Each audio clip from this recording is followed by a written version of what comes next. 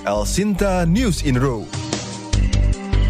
Operasi pencarian terhadap 2 remaja asal Kabupaten Wonosobo yang diduga hilang saat mendaki Gunung Bismo masih terus dilakukan oleh tim gabungan bersama Basarnas. Ombudsman Republik Indonesia Perwakilan Jawa Tengah kembali mengingatkan sekolah agar tidak melakukan pungutan maupun penjualan seragam menjelang pelaksanaan SPMB tahun ajaran baru. Sidang lanjutan dugaan korupsi yang menjerat Bupati nonaktif Pati kembali digelar di Pengadilan Tipikor Semarang dengan agenda pemeriksaan saksi. Berikut informasi selengkapnya bersama saya Rara Dahlia.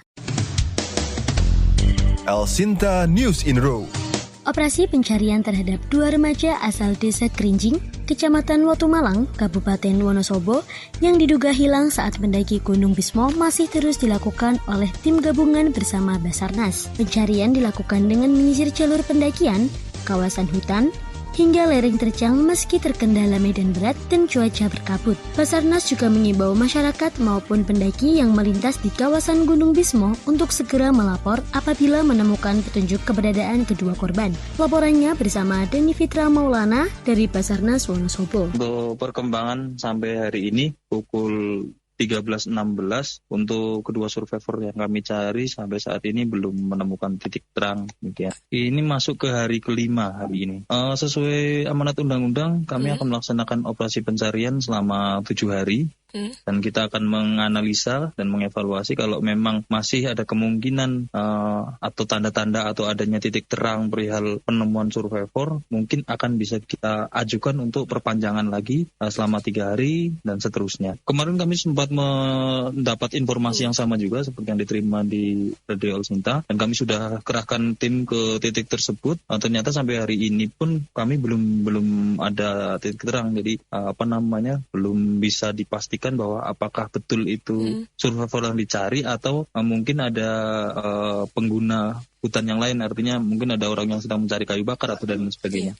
Dari informasi yang kami gali di lapangan bahwa betul kedua orang ini merupakan asli penduduk sini, dan informasi yang kami dapat juga bahwa salah satu dari kedua orang merupakan biasa naik ke gunung untuk mencari kayu bakar, untuk mencari kayak biji-biji kopi yang dimakan sama luwak. Dan 4 titik dengan 2 area terfokus, yaitu Seru 1, Seru 2, dan Seru 4 itu di area pegunungan Sembrani. Kemudian untuk Seru 3 itu melaksanakan pemantauan udara di puncak gunung, kemudian menyusur ke arah jalur lama Gunung Bismo via The Road.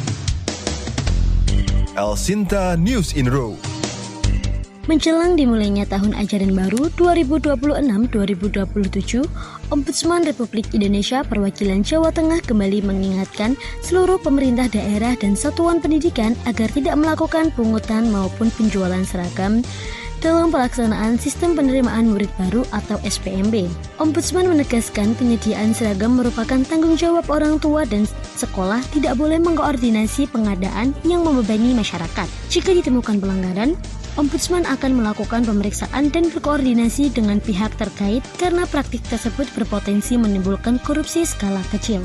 Bahwa katanya untuk supaya tidak ada perbedaan, supaya tidak ada macam-macam lah alasannya. Tapi yang paling penting itu semua dikembalikan kepada aturan bahwa seragam itu merupakan tanggung jawab orang tua murid, sehingga sekolah fokus kepada kegiatan belajar mengajar, termasuk apakah itu kepala sekolahnya, tenaga pendidik maupun komite. Jadi sekali lagi cukuplah yang kemarin-kemarin. Karena apa? Kalau kami formulasikan, rata-rata ada selisih antara harga di pasaran dengan harga yang dijual atau katakanlah yang oleh sekolah. Ini yang kami terima. Kenapa? Karena kami mendapatkan laporan dari masyarakat. Ketika ada laporan, pasti kami langsung melakukan pemeriksaan. Antara lain dengan mengcompare, membandingkan dengan harga pasar. Nah, kalau ini diterus-teruskan, maka kebetulan besok hari Kamis kami akan melakukan koordinasi dengan pengawasan dari KPK, Komisi Pemberantasan Korupsi, bahwa praktek ini berpotensi untuk terjadinya petty corruption atau korupsi kecil-kecilan, tapi kalau skalanya banyak, jadi sangat besar. Sekali lagi, jangan main-main dengan aturan untuk sekolah tidak boleh menjual seragam. Demikian, Bu Nisa. El Sinta News in Row. Sidang lanjutan perkara dugaan korupsi yang menjerat Bupati Nonaktif Pati kembali digelar di Pengadilan Tindak Pidana Korupsi Semarang dengan agenda pemeriksaan saksi. Persidangan berlangsung di bawah pengamanan ketat menyusul potensi mobilisasi massa pendukung di sekitar pengadilan. Menanggapi hal tersebut, pakar hukum pidana Universitas Diponegoro, Geza Charuna Iskatrenda menjelaskan bahwa penolakan ekspresi dalam putusan sela hanya berkaitan dengan aspek formal perkara dan belum membuktikan terdakwa bersalah ataupun tidak bersalah atas tindak pidana korupsi. Mengapa demikian? Kita harus secara objektif melihat bahwa persidangan itu kalau boleh saya sederhanakan ada 2 babak. Katakanlah seperti itu saja. Babak pertama ini kayak mungkin sedang Piala Dunia nih, ada babak pertama, babak kedua gitu. Katakanlah untuk sederhananya. Babak pertamanya itu adalah pertarungan yang bersifat formalistik. Pertarungan yang bersifat formalistik itu ya tadi hanya berkenaan formalitas belaka. Bu, di sini akan disela. Makanya kemarin itu ada suatu putusan sebenarnya. Tetapi nama putusannya adalah putusan sela. Apa yang disela, apa yang perlu dijeda berkenaan dengan putusan tersebut tadi. Pertama, jaksa itu kan persidangan awal dalam babak pertama itu menghadirkan yang namanya dakwaan.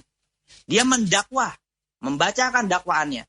Bla bla bla bla bla bla bla bla. Agar berimbang, karena persidangan itu harus berimbang, maka penasihat hukum menghadirkan eksepsi. Tetapi perlu dicermati, dalam konteks pertarungan di babak pertama ini, di persidangan pertama ini, dia bersifat formalitas belaka. Kita belum bicara pokok perkara, kita belum bicara ini orang, terdakwa korupsi atau tidak korupsi, belum sampai di situ. Baru bicara formalitas. Nah, dalam konteks formalitas yang dipertarungkan di dalam babak pertama, maka hakim akan menyela. Namanya putusan sela. Putusan selanya apa? Misalkan jawabannya adalah eksepsinya ditolak. Berarti eksepsi itu bahasa Indonesianya adalah tangkisan. Tangkisan dari penasihat hukum itu ditolak. Ya sudah, kalau tangkisannya itu ditolak, maka seperti sepak bola. Babak keduanya ada kan? Nah, babak keduanya inilah yang namanya masuk pada pokok perkara. Pokok perkara dimulai dari pembuktian. Makanya sekarang saksi yang hadir.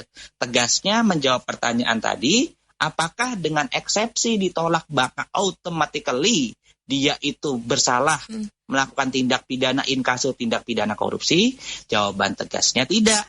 Karena putusan sela yang menyatakan bahwa eksepsi ditolak barulah sebatas menolak berkenaan dengan formalitas dakwaan belaka. Belum bicara mengenai seseorang itu terbukti atau tidak terbukti melakukan tindak pidana korupsi. Demikian. El Sinta News in Row. Demikian Eniro Lokal Jawa Tengah. Saya Rara Dahlia pamit undur diri dan sampai jumpa. El Sinta News in Row.